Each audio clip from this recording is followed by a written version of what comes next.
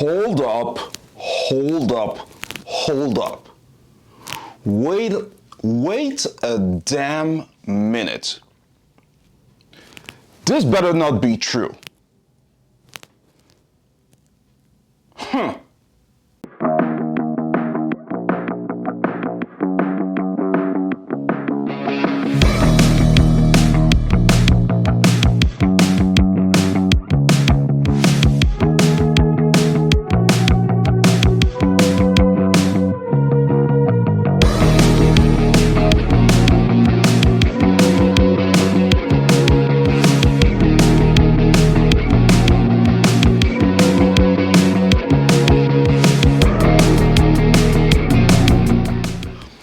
Listen, guys, I'm gonna have to go outside the norm today.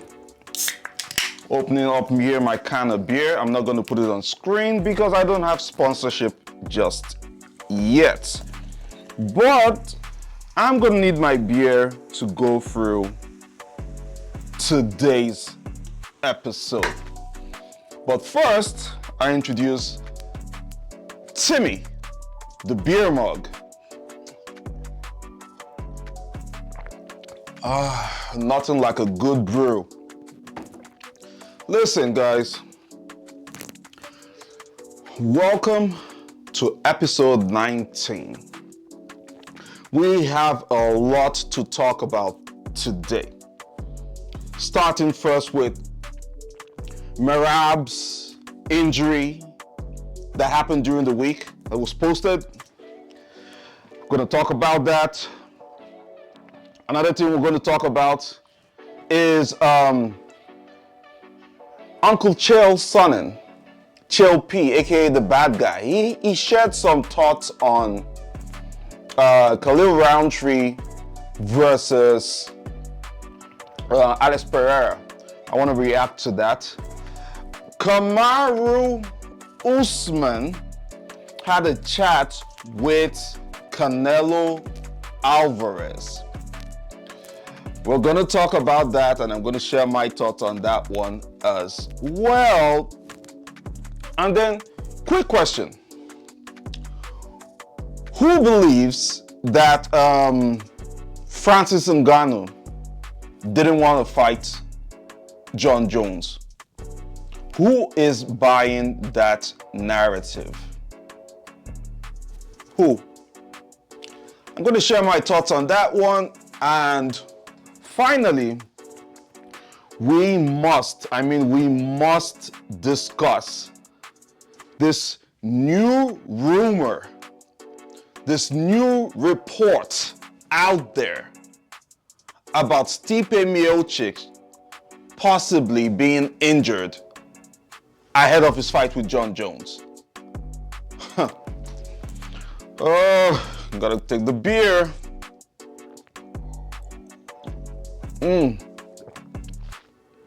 Listen, there's nothing like a good brew.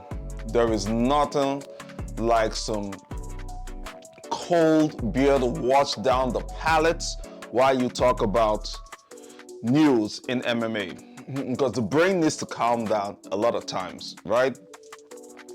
Anyway, let us dig into this. Welcome to episode 19. Let's have a conversation. Starting first with Francis Ngannou. Is there anybody out there who believes that Francis Ngannou never wanted to fight Jon Jones? I've never met anybody who believed that. Right? And if you look at the current state of the UFC's heavyweight division, it is easier to make an argument that Jon Jones didn't want to fight Francis Ngannou. Look at all the variables, look at all the stats, look at all the things that happened. And I'm going to remind you guys about what exactly happened. Jon Jones in the past UFC light heavyweight champion, undefeated, you know, good record. We already know about that. Let's push that to the side. But at some point, Jon Jones starts to face very, very stiff competition in his division, in the form of the likes of Dominic Reyes and these new dudes who are coming up in the light heavyweight division that probably would have given him a tough challenge. But Jones's story was he got tired. He wasn't inspired to do much in the light heavyweight division, so he had to vacate after a fight with Dominic Reyes that most people thought that he lost. A lot of people really believed that Dominic Reyes was robbed in that fight.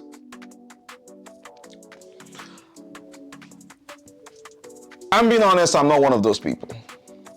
I am not one of the people who thinks that Jon Jones didn't deserve the win in the Dominic Reyes fight.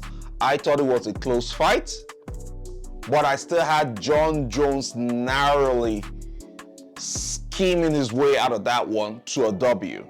I thought Jon Jones won that fight. I might be in the minority, but that's okay. But anyway, bringing it back. So Jon Jones vacates his light heavyweight division belt, and then he seeks to move up to heavyweight. At the time, I believe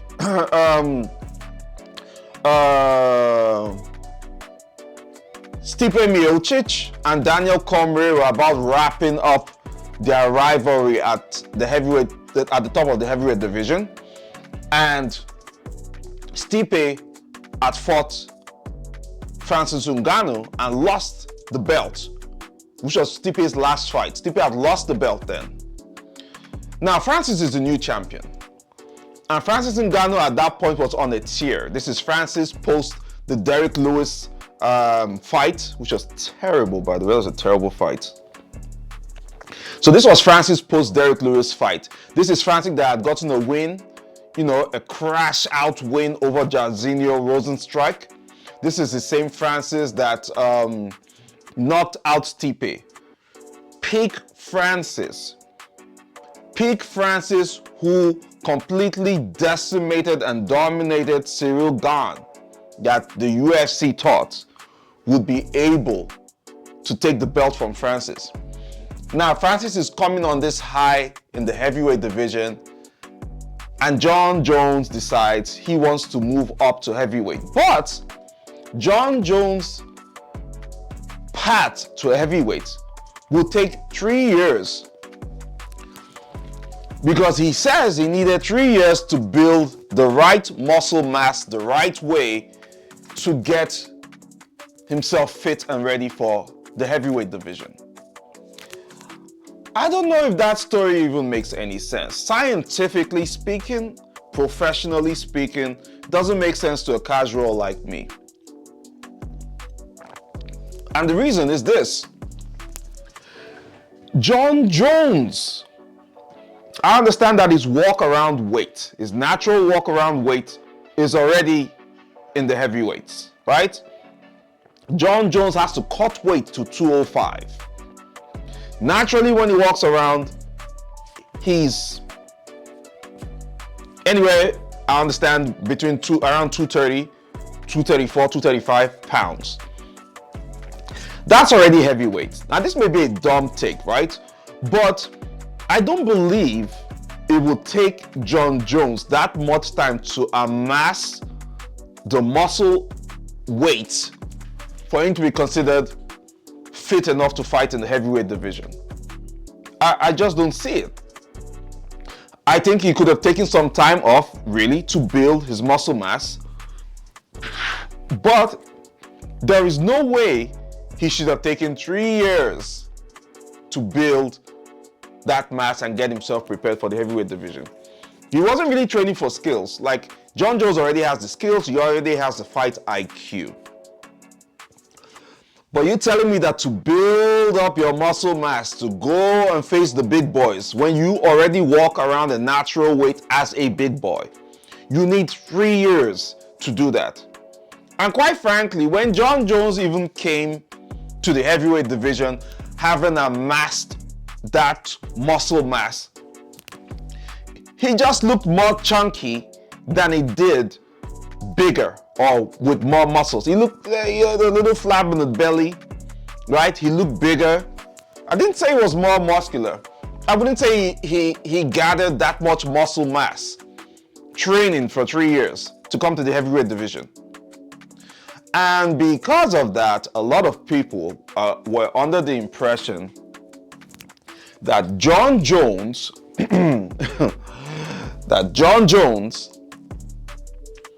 stayed out of the UFC's heavyweight division because he was intentionally avoiding a fight with Francis Ngannou. Sound familiar?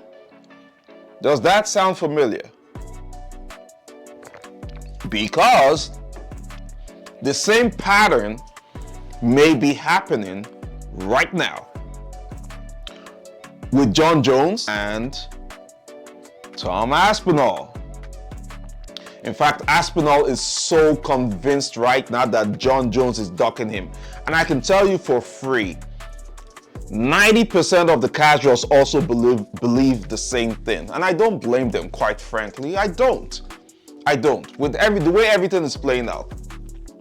Granted, there was a shoulder injury for Jon Jones. Granted, he needed time to recover from the injury, surgery, come back. And I've argued in the past that Jon Jones really doesn't have anything to prove when he's fighting Tom Aspinall or to fight Tom Aspinall. He has really nothing to prove.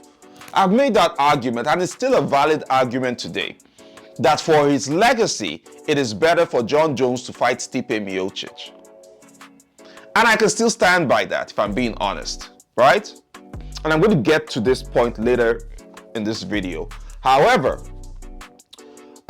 pulling this whole conversation back to Francis and Dana White recently making declarations that Jon Jones absolutely wanted to fight Francis Ngannou.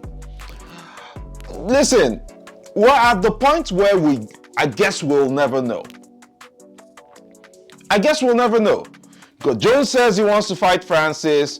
Francis said he wanted to fight Jones. The UFC said, well, Francis was scared, and the fight never happened. Everybody's giving these silly excuses all over the place. And it just makes you wonder, did the UFC really even believe in Jon Jones being able to beat Francis Ngannou 2 years ago? Did they really believe that? I know Dana can come out right now and say this because Francis's stock has gone down, having lost to Tyson Fury in boxing and having lost to Anthony Joshua in a devastating KO. Dana can now come out and say, well, Francis was, scared because Francis couldn't fight Jon Jones or whatever the reason.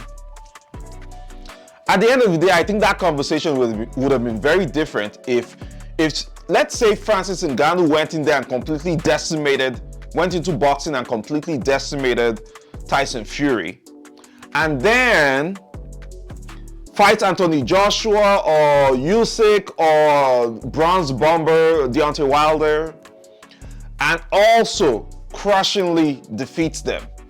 Let's just assume that happened. Do you have any idea where Francis's stock would have been? Francis would have been super ridiculous. And he would have drawn enough eyes to him that even the UFC would not be able to deny him if he wanted to go back to the UFC to have a fight with Jon Jones as the whatever new heavyweight champion. What's the point I'm trying to make? The point I'm trying to make is this. I'm not convinced that Jon Jones actually wanted to fight Francis Ngannou. I'm not saying Jones was scared. I'm not saying Jones doesn't have the skill set to fight Francis. I'm not saying anything of a sort.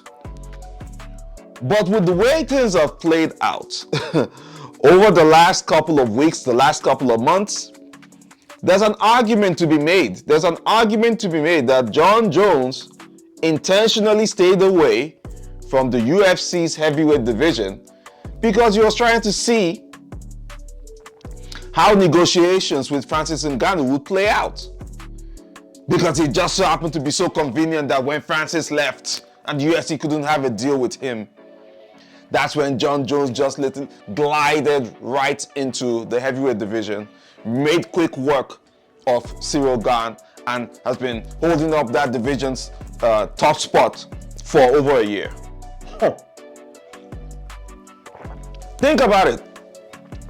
It's food for thought. Nobody's buying that bullshit, Dana. Nobody's buying that story that Jon Jones could wanted to fight Francis, or Francis was scared to fight Jon Jones. Nobody's buying that. Stop saying it. It doesn't even. There's no point saying it. It doesn't even sell a fight in any way. In case you want to do promotion, in case Dana, you're trying to do the promotion for Jones versus Stipe, whatever glazing has been happening for the past couple of months. We are tired of the glazing of Jon Jones by Dana White. And Dana, I think it is completely silly to say that anybody who disagrees with your opinions on Jon Jones doesn't know anything about the fight game and doesn't know, they don't know shit about fighting. It's so wrong to think. How do you come off thinking that you're the only one who has the best and most accurate, perception or opinion on this whole issue with Jon Jones' status as the greatest of all time, or the pound for pound number one? Why is everybody's opinion that is counter to yours irrelevant? It is just Dana White's opinion, right? That matters. We understand what you did for the sport. Don't get it twisted. But if you don't have people like us who discuss about the sport or bring which eyes do you want to see in the sport? It's us, right? So guess what, Dana? We matter. Guess what? A lot of analysts look at this, and many times I've heard analysts give counter arguments to what you say. And guess what? Their arguments make more sense than yours, Uncle Dana. You're my dude. I love you, but let's be real, Dana. Let's be real. You need to chill with all this, right? Nobody's buying this whole Jon Jones would have faced Francis and Francis was scared. Nobody's buying that. Please stop with that rhetoric and that narrative and keep it pushing, okay? Thank you, Uncle Dana. I know you still do it, but who cares? Next story. So, Kamaru Usman recently had Canelo Alvarez on his pound for pound podcast that he runs with Henry Cejudo. If you guys remember very well, at the prime of his championship reign, Kamaru Usman was so dominant that he started having ideas about transitioning to boxing to face Canelo Alvarez, and he said he was going to win Canelo Alvarez in boxing. Bruh, in the immortal words of Blade, some motherfuckers are always trying to ice skate uphill. That's exactly what that was. Right? There is no way in hell anybody's gonna... Nobody believes that Kamaru Usman has the boxing skills or the skills in his hands to go against someone as technical, as well-trained, as dominant as Canelo, and both of them in their prime. Come on now. That would have been not just a quick payday, because I think that's what it would have been. Just a quick payday for Kamaru Usman. But there is no way even Uncle Dana believed in Kamaru Usman enough to have allowed him make that transition then. So then Canelo comes on Usman's podcast and Usman brings up that situation. And Canelo was very graceful about it, right? In not so many words. But Usman brought up the conversation about, listen, at the time I was in my prime, and I'm paraphrasing here, by the way. You know, at the time I was in my prime, and you know, the boxing scene in Canelo's division just pretty much looked the same. Canelo was so dominant. I was very dominant in my own sport and division, that I thought, you know what, I'll probably give him something different, give Canelo something different, or give him a challenge. And that was my motivator, or my motivation for trying to transition to boxing. And that he hoped that there was no hard feelings from Canelo. And Canelo responded by essentially saying, hey, listen, I respect your mindset, I respect that you wanted to give yourself a challenge, and that typically, you know, that's a good thing. And that he has no hard feelings. Bruh, Canelo must have been thinking to himself, my God, you better thank your ball sack you never made your way to that boxing ring. It would have been such a bad day at the office. I would have completely fucked you up. I would have beaten you down. I would have turned you into a punching bag. You would not have seen me. You would not have seen me in any way. I wouldn't even drown you. I would literally toy around with you for about 5 rounds and then completely shut you down just because I wanted to give people a good value for their money. Because guess what? I truly believe Canelo can knock out Usman in 1 round. Yep. Listen, Usman is my G.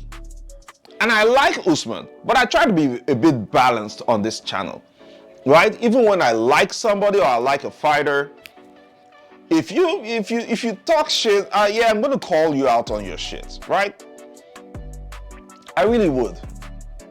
And I swear to God, I was looking at Usman's face while he was talking with Canelo. You could see him fanning out. Usman was a complete fanboy. My goodness, you couldn't even keep it quiet. You couldn't even, you know, try to act all cool and suave. No, you could not.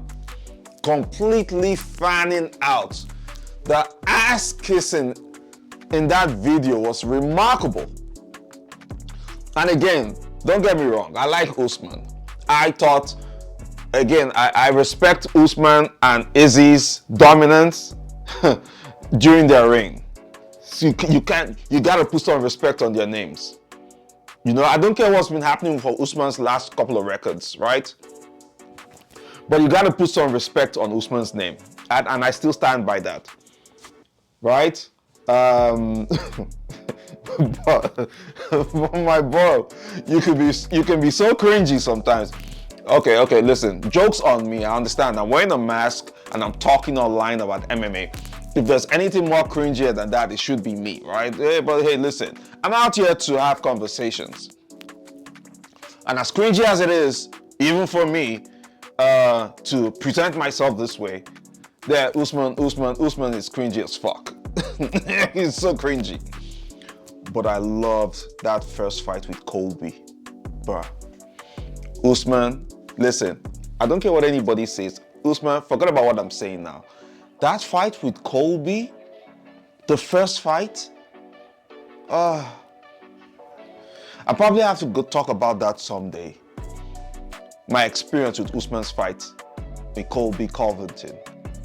The very first fight. The stakes. Those guys went in. That fight is a future Hall of Famer fight. And I believe that fight is on my top 10 greatest fights of all time. I'm sorry, yeah. Hey, call it recency bias. Might not be because it was a little while ago. Call it recency bias. But man, that was a good fight. Right? Anyway, Usman, it was good. The conversation, I watched it. I liked the conversation with you and Canelo. More grease to your elbow, bro. I pray that and I hope that the podcast with, you know, the Pound for Pound podcast gets to greater heights. There's no hating over on this side. I just get to react and laugh at certain things that you guys do. You guys are both cringe, you and Seudo. But I love you all, okay? Transitioning. What do we got next? So, Uncle Chael Sonnen, aka the bad guy. Chael has come out to talk about his thoughts on Khalil Roundtree versus Alex Pereira. Listen, essentially what he implied was, or what he said, was that Khalil Roundtree was going to walk through Alex Pereira. As much as I've said in the past that, you know, I wasn't really sold on Alex Pereira. Then he goes and he completely decimated Yuri Prohaska, and I had to eat my own words, and I said I'm sold. As much as I've said all that, I wouldn't even lie.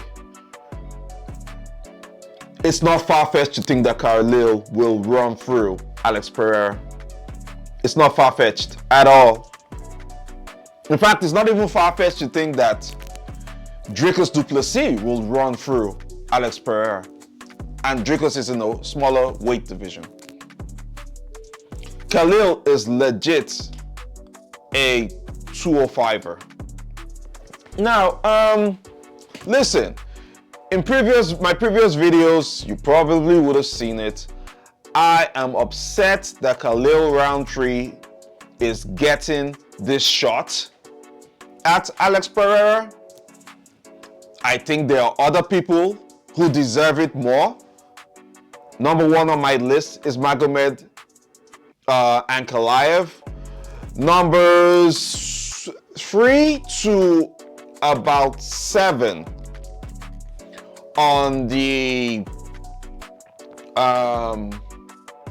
rankings for the 205 division. Number 3 to about number 7, you know, that not many of them really can put up a strong argument outside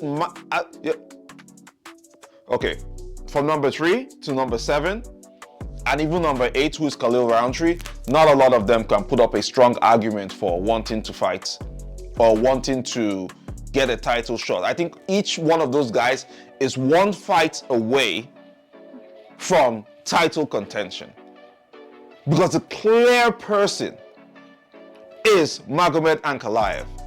And I will say this and I will sing it to the stars all day, that the UFC did Magomed Ankalaev very dirty in making him fight Alexander Rat Chicks. That was so fucked up. That was extremely messed up. And then you have the likes of Volkan Ozdemir, who's on the list as well for number 3. He's on the rankings. I think Volkan is number 7. You have, and Volkan is on a 2 or 3 fight win streak, by the way. You have Jamal Hill. We all know, you know, Jamal got KO'd at UFC 300, and then he was supposed to fight Khalil, I believe, and then he got injured again. So let's put Jamal out the conversation. Yuri got a shot at the belt twice, got decimated. So, you know, he doesn't deserve a shot right now. But Rat Chicks lost to Yuri, right? In his last fight.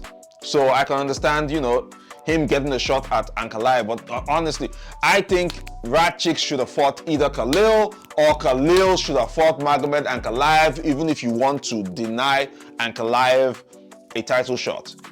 That's my personal opinion. And I think that's the direction they could have gone in. But it's far from me to tell the UFC what to do. The UFC know what they're doing. They've been good at this. And every now and then we see these kinds of terrible decision making on the part of the UFC. Nobody wanted to see this fight with Khalil Roundtree and Alex Pereira. Let's be real. Okay? Nobody wanted to see that. But now with Uncle Chael speaking up about it, I can say there's some interest. I want to see how it goes. What does a possible Khalil Roundtree 205 division championship look like? How is he going to beat Alex Pereira? Because Uncle Chael said that Khalil Roundtree does his best jobs when he's being attacked by striking. How? I don't know. I don't know if that's a thing. You know, you can't deny the fact that Khalil Roundtree has been on a 5-fight win streak, which I believe, other than Magomed Ankalaev, that is the best winning streak on the top 10 rankings in the 205 division. And if number 3 to number 7, if number 1 is Ankalaev, I believe, number 2 is Yuri, and then number 3 to 7 are either not entirely on that kind of win streak, or they're 1 fight away from a title shot. I can sort of see how you can sort of give that shot to Khalil, because he has the best record of all of them on the list from number 3 to number 8. He has the best record right now, but I still think that it all came down to the UFC trying to preserve Alex Pereira just a little bit. UFC actually thinks that Alex Pereira is going to kick Khalil, is going to run through Khalil Roundtree. The UFC thinks that. That's why they gave him that shot. We'll see. We will see. I agree, Khalil hits very hard. In fact, Khalil's fighting style has been described as Khalil fights you like you owe him money. He's like a debt collector when he fights. Give me my money, bitch. Give me my money, bitch. It's funny. We'll see. We'll see how this all plays out. And with Uncle Chael on this one, I truly believe that it will be quite a rough night for Pereira. I don't know why. It's not even based on skill set. It just looks like a very rough night. It just looks like it's going to be a rough night for him. Khalil is hungry. He doesn't deserve a title shot. I repeat, Khalil Roundtree does not deserve a title shot. But he's gotten it. We're going to have to live with that decision. The fight has been set. We'll see. October ain't far away. We'll see. Paul Magomed. I hope Magomed Ankalaev completely ragdolls rat cheeks so that there's no denying him at this point in time. But we'll see. Transition. Next. So, UFC, was it Noche? UFC at the Sphere. Let's call it UFC at the Sphere. UFC at the Sphere was recently put in a position of being jeopardized. And that happened because Merab Devashvili, Merab's surname is hard to pronounce, right? Like my name too. Merab's surname is hard to pronounce. But Merab, let's call him Merab. You guys know Merab. Merab is Aljo's friend, the wrestling machine from Georgia, who's in the 135 division. Merab recently got an injury on his, and he had a cut on his eye during training. And while he was stitching up the eye, or the doctors were attending to it, Merab posted a video of that. And when Dana White found out about it, Dana was absolutely furious and went in on Merab, saying Merab was extremely stupid to have done that. Essentially implied that Merab was a dummy for doing that. Who can argue with Dana on this one? Who? Nobody. Because a lot of money has gone into UFC Noche. A lot of money has gone into that. Guys, have you guys seen the price? Have anybody tried to check out the the price of those seats at that event? Jesus Christ. It's a lot of money. So why would you take actions that could possibly jeopardize that event? And people are paying for that to see Merab versus Sean O'Malley. They're not paying for a backup fighter. They're not paying, it's not being marketed as a backup fighter or someone else trying to fight Sean O'Malley.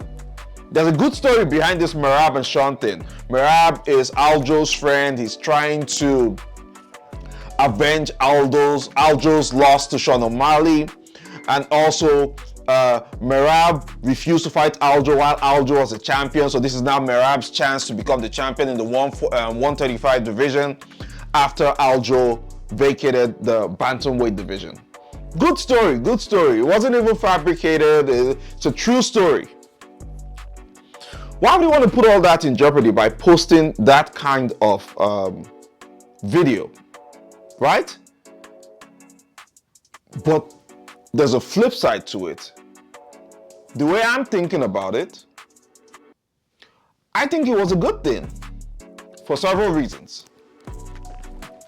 So I'm thinking to myself, Merab posting that video, it fucks with the betting odds for the fight. I'm just saying, it's definitely going to fuck with the numbers, right? And in many ways, it acts as a promotion also for the fight. And I'll tell you how. Now that Sean O'Malley has seen that Merab has an injury, what's Sean going to do? Is he going to go for that injury?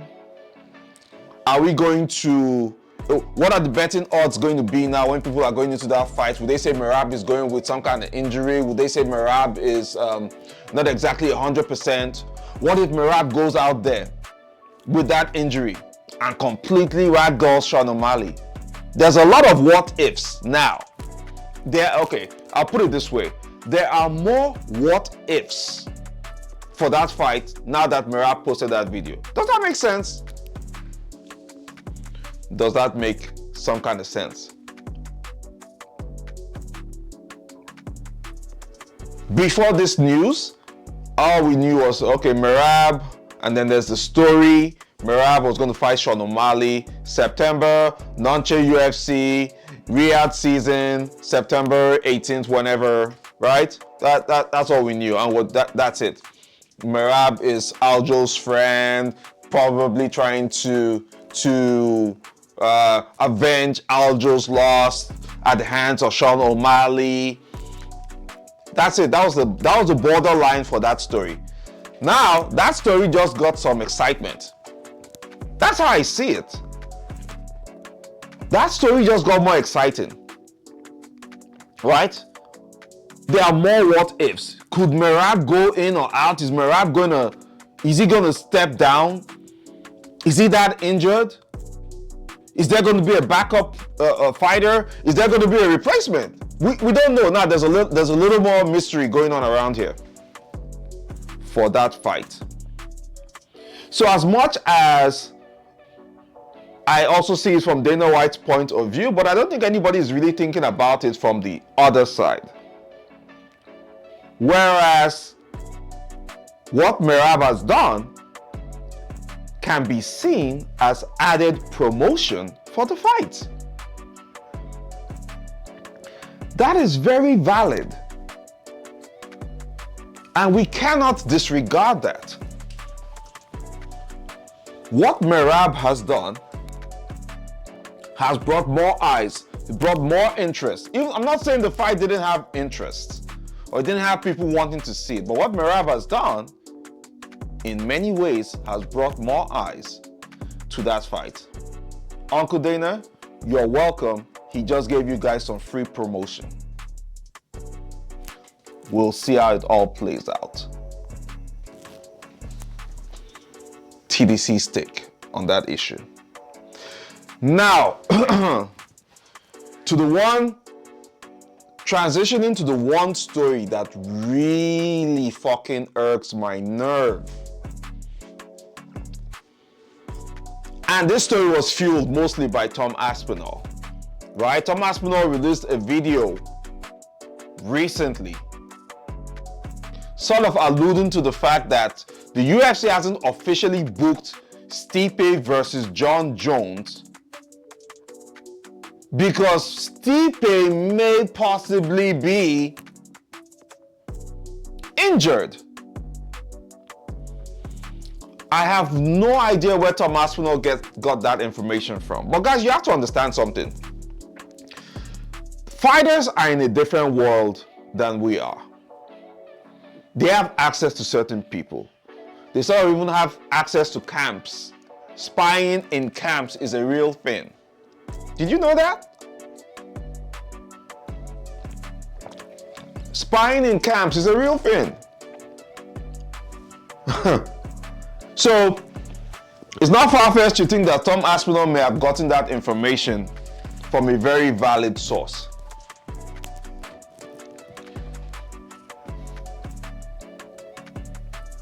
But the thing is this now. If Stipe is injured, and I sort of alluded to something like that a while ago. I said, what happens to Tom Aspinall? How long is he going to wait? Let's just say something happens once again between Stipe and Jon Jones. Let's just say something happens. Tom Aspinall will be in deep shit, having to wait.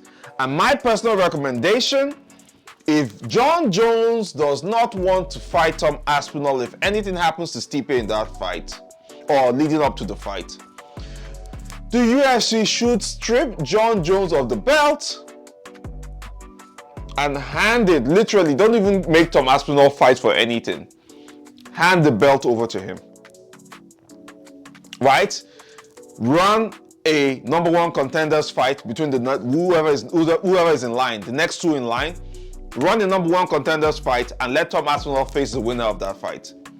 And if Jon Jones and Stipe still need to fight 3 years from now, and they still need it, let them go and fight. I don't care whether they fight for the belt or not, since that's such a legacy fight.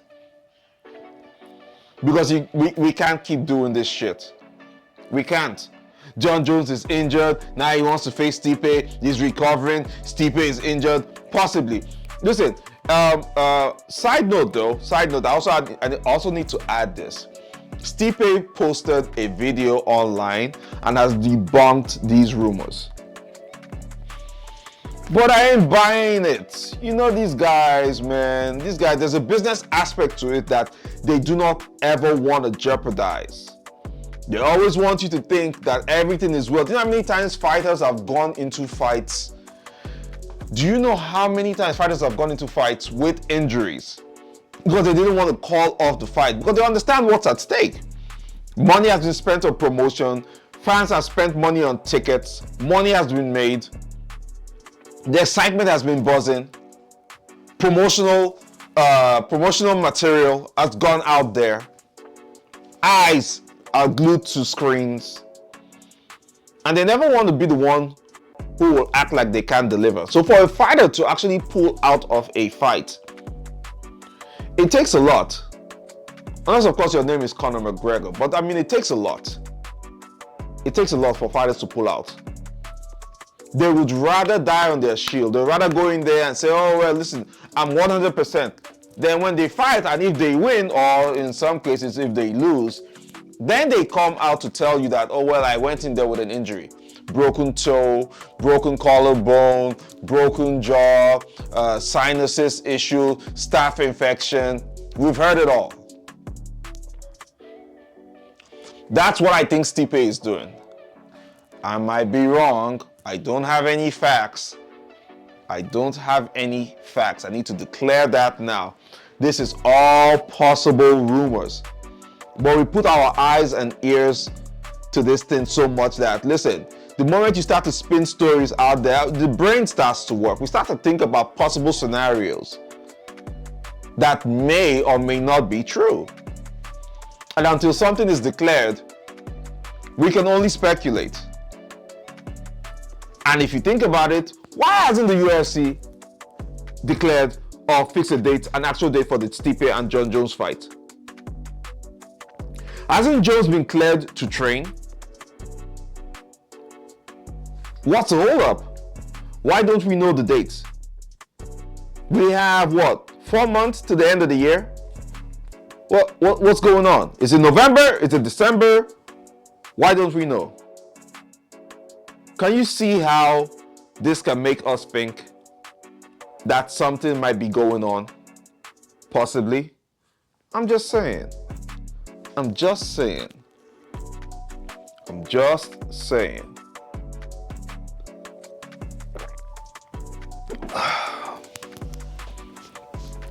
They need to get their acts together, man.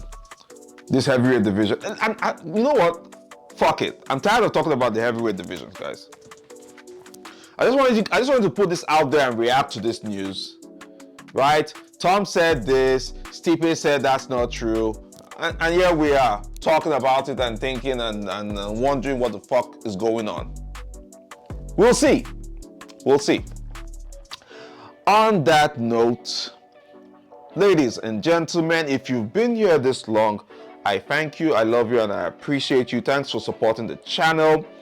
Please like, subscribe, hit the notification button, engage, share this video, engage. We're adding subscribers by the week, and you know, happy for the little organic growth that we've had here. But I keep saying, I want to hear opinions, and I thank you guys, the few of you who have been able to give opinions in the past couple of days. I really appreciate you guys. If you do notice, I respond to comments. I like it. I like to engage. I like to I like to pick your brains. You little casual brains out there. Can't be the only one thinking about these things, right? I can't. Anyway, it's Mr. TDC signing off. Check out a couple of episodes of Quick Clips and watch out for future episodes of Quick Clips. See you guys later.